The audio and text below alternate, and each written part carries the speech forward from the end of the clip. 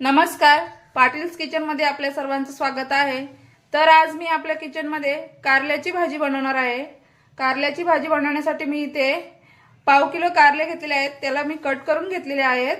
आणि इथे मी 2 कांदे कट करून घेतलेले आहेत, एक टोमॅटो बारीक कट केलेला आहे, 5 ते 6 मिरच्या कट केलेल्या आहेत आणि 15 ते 20 लसणाच्या पाकळ्या घेतलेल्या आहेत।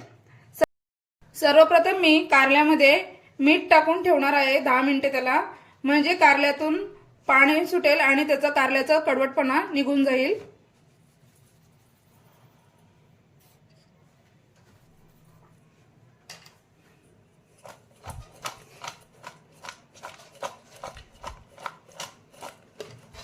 दहा मिनिटे याला बाजूला ठेवून देते आणि मग नंतर मिनिटे झाकण ठेवून मी बाजूला ठेवून देते। 10 मिनिटे झालेली आहेत। आता मी कारल्यामधून पाणी काढून घेणार आहे। हाताने त्याला असं पिळून पिळून घ्यायचं आणि त्यामधून पाणी काढून घ्यायचं।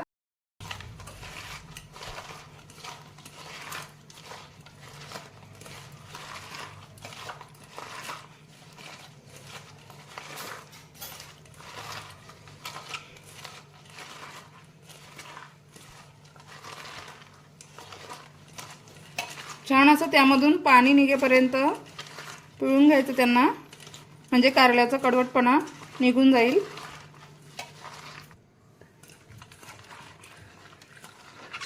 हे बघा, कारल्यातून पाणी निघत आहे। हे बघा,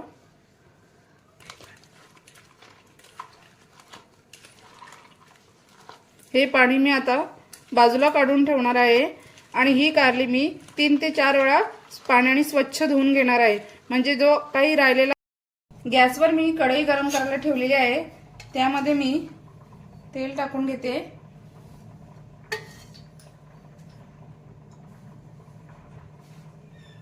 दोन मोठे चमचे तेल टाकून घेतले आहे, त्यामध्ये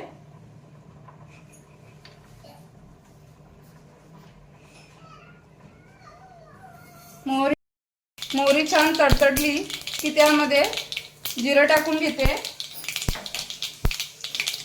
लसूण ठेचून घेतलाय मी, तो टाकून घेते।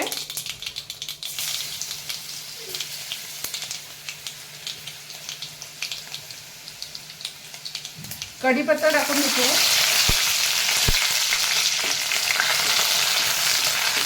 लसूण थोडा गोल्डन ब्राऊन झाला की त्यामध्ये मिरची टाकून घेते।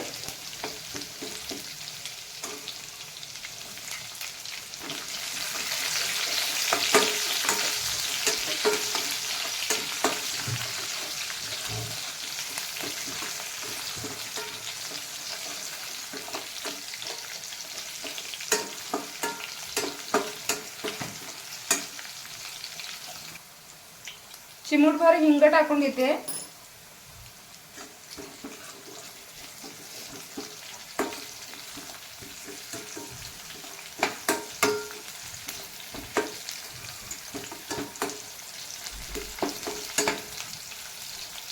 कांदा टाकून घेते।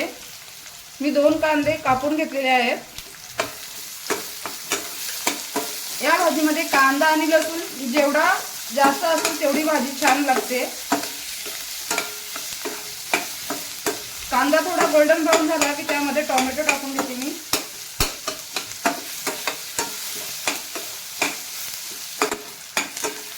कांदा थोडा गोल्डन ब्राऊन झालाय, त्यामध्ये मी टोमॅटो टाकून घेते।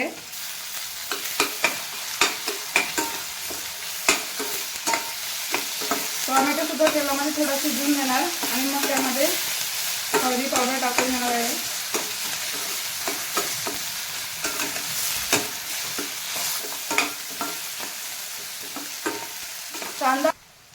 कांदा आणि टोमॅटो शिजलेले आहेत थोडे, त्यामध्ये मी थोडा गरम मसाला टाकून घेते, हळदी पावडर टाकून घेते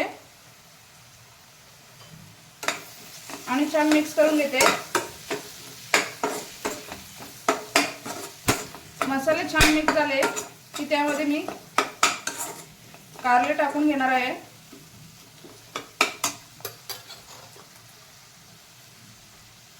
कारले मी 3-4 पाण्यात स्वच्छ धुवून पिळून घेतलेले आहेत, ते यामध्ये मी आता टाकून घेणार आहे।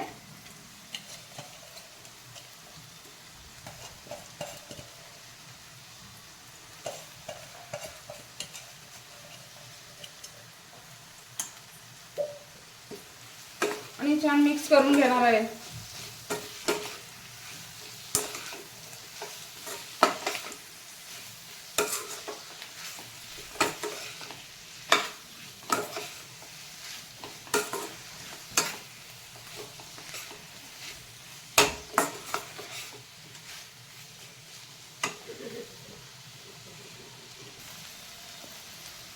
चवीनुसार मीठ टाकून घेते।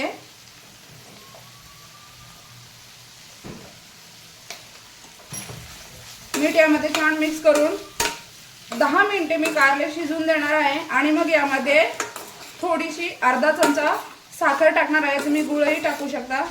त्याने कारल्याची जो कडवटपणा असतो तो पूर्णपणे निघून जातो आणि भाजी एकदम चविष्ट होते।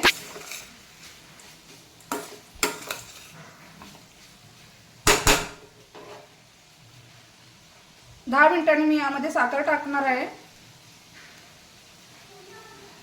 10 मिनिटे झालेली आहेत। यामध्ये मी अर्धा चमचा साखर टाकून चांगल्या प्रकारे मिक्स करून घेणार आहे।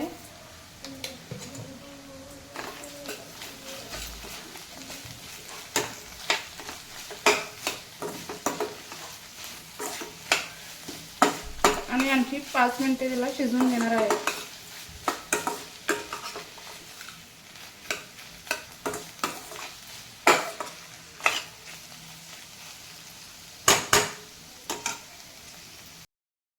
पाच मिनिटे झालेली आहेत आणि कारल्याची भाजी पूर्णपणे तयार झालेली आहे। हिला मी आता प्लेटमध्ये सर्व करून घेणार आहे।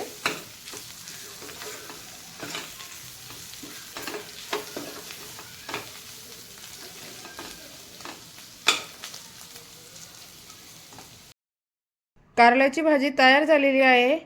ती मी चपातीसोबत सर्व केलेली आहे, तुम्ही भाकरीसोबत सुद्धा खाऊ शकता।